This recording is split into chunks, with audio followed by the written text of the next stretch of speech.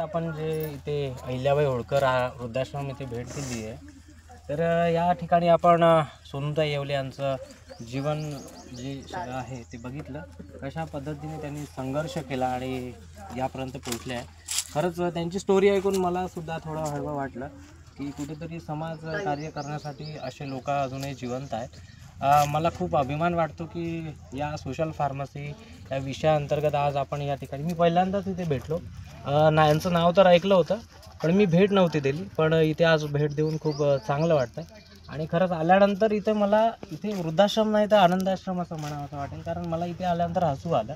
आणि आपण असं सहज काही हसू शकत नाही आणि हसण्याची एक चांगली जागा इथे हे असू शकते. मला असं वाटतं की आमची तयारी नव्हती, आम्ही खूप चांगले, नाहीतर आम्ही आणखी काहीतरी करू शकलो असतो. नंतर आम्ही कधीतरी परत व्हिजिट देत राहू आणि सहकार्य करत राहू सगळ्या लोकांना. सोनूताई येवले आणि सगळ्या अहिल्याबाई होळकर वृद्धाश्रमाला खूप खूप आभार त्यांचे, सिद्धिविनायक फार्मसीच्या कॉलेजच्या वतीने. आणि बस एवढं म्हणतो. थँक्यू.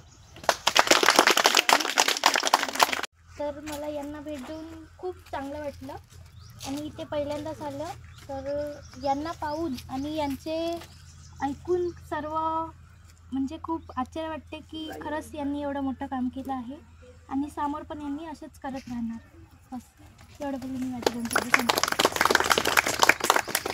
तर मला यांच्या इथे आश्रममध्ये येऊन खूप चांगलं वाटलं. मला पण खूप म्हणजे असं गरजू लोकांना मदत करायला आवडते. तर यांच्या पूर्ण पावलं तर नाही, पण काही ना काही पावलं मी यांचे उचलले. अरे आम्ही सर्व विद्यार्थी सिद्धिविनायक कॉलेजकडून आलेले आहोत. आम्हाला अगर असं माहिती असतं आधी की इथली परिस्थिती वगैरे काही बरोबर नाही, तर आम्ही जास्त मदत केली असती. आम्हाला माहिती नव्हतं म्हणून सॉरी याबद्दल, किंवा आम्ही जास्त मदत करू शकत नाही आत्ता तुमच्यासाठी. पण आमची हेच इच्छा राहणार की आम्ही समोर जाऊन तुम्हाला अनेक मदत करू आमच्या कॉलेजतर्फे, किंवा पर्सनल आम्ही स्वतः करू.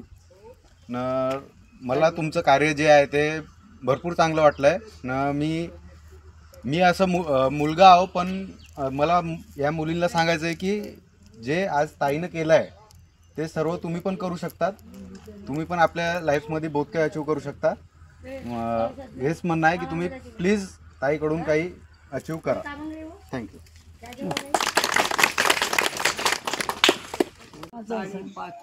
तर चांगलं कर्म करा. चांगले कर्म म्हणजे जीवनामध्ये काय मरण आणि जन्म आणि कर्म.